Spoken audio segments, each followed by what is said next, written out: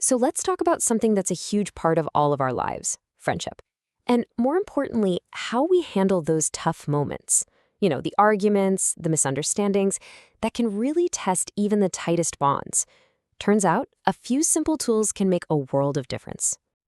It's kind of weird, isn't it? The people we care about the most, they're also the ones we can end up hurting the most, and vice versa.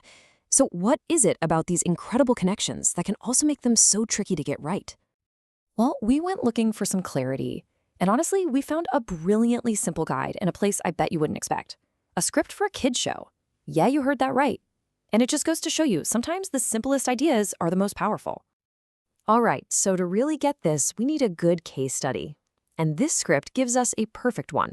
We're going to look at two friends whose story shows us exactly how a totally normal argument can start and how it can be fixed. Okay, so meet Zara and Ben. Their friendship is built on the simple stuff, just having fun together. They're playing a game. Everything's great. Until suddenly it's not. And there it is. Bam. Just two words. One person feels wronged, the other feels accused. And just like that, the whole vibe is shattered. It's a moment I think every single one of us has been in on one side or the other. The script has this amazing name for this moment. It calls it a friendship storm.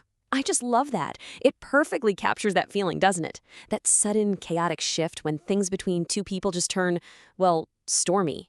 So let's just define that. A friendship storm is a sudden conflict that pulls people apart emotionally. But here's the really important part of this definition. It's not the end. It's a situation that requires a specific response, care, and attention to fix it. And this is just such a perfect analogy. A friendship isn't some thing that just exists. It's a living, breathing entity. And when it gets damaged, it needs to be nurtured. You have to actively help it heal. Okay, so the storm hits. What do you actually do? You can't just wait for the clouds to part on their own. You need a toolkit. And luckily, this script gives us a really practical one. It breaks it down into this beautiful 4-step process. First, and this is so important, just calm down. When we're angry, our brains literally can't think straight. Nothing gets solved when you're fired up. Second, take a look at your own actions and say sorry if you need to. Third, and this is key, actually listen. Not just waiting for your turn to talk, but really hearing them. And finally, step 4, figure out a way to reconnect and move on together. I want to pause on this for a second because it's so true and so easy to forget.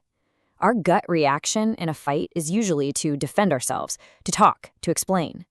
But the real magic, the real healing, it happens when we shut our mouths and just listen. Listening is an action, and it is the most powerful one you have in these moments. So, fixing one fight is great, but how do you build friendships that can survive any storm for years and years? Well, the script has 3 secrets for that too. Now, these might sound simple, but think about how powerful they are when you actually do them all the time. Being kind when you disagree, that shows you respect the person more than you need to be right. Forgiving quickly, that stops bitterness from growing. And actually being happy for your friends when they win, that builds a foundation so strong, almost nothing can break it.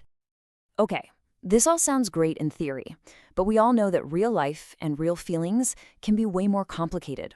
What happens when the 4-step fix doesn't work right away? And this is such a real question, right? What happens when you've said sorry, you've listened, but there's still that sting? Does that mean the friendship is broken for good? Absolutely not. This is where the script introduces another really mature idea, the power of space. What might look like a bad thing, friends taking a break from each other, is actually reframed as something healthy. It's not about ignoring the problem. It's about giving emotions a chance to simmer down so you can actually heal. Let's just sit with that for a moment. Space isn't a punishment.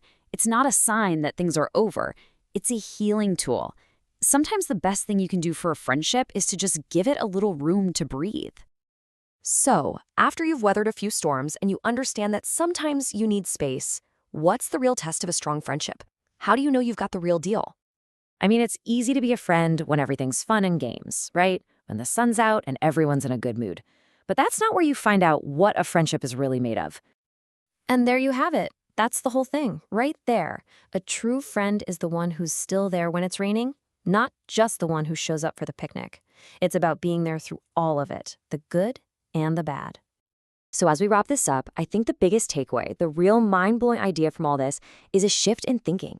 We tend to think of friendship as just this feeling that happens to us, but this script shows us something different. Friendship is a skill. It's something you practice and get better at. And these are your friendship superpowers.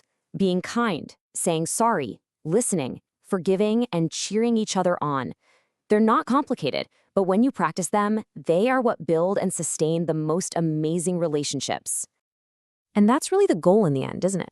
Not to have a perfect friendship with no fights, but to have one that grows stronger and deeper because you're both putting in the love and care it needs to thrive.